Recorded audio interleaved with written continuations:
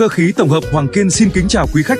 Tự hào là địa chỉ uy tín, chúng tôi chuyên tư vấn, thiết kế, thi công, lắp đặt nhôm kính, nội thất, cửa sắt, cửa cổng, hàng rào sắt, mái tôn, nhà vòm, cửa cuốn, bàn ghế sắt, cầu thang, inox, thi công trần nano.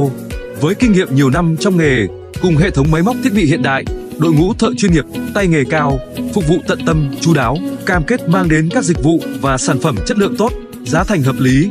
Hotline 0916 001 496, Zalo 0973 709 809, địa chỉ xóm 8, xã Đông Lộc, tỉnh Nghệ An.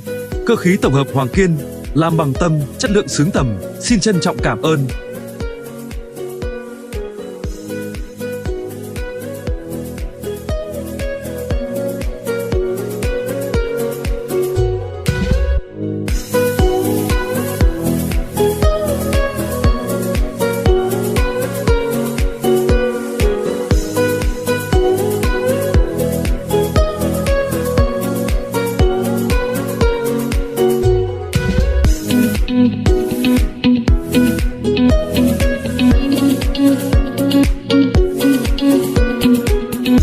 Thank you.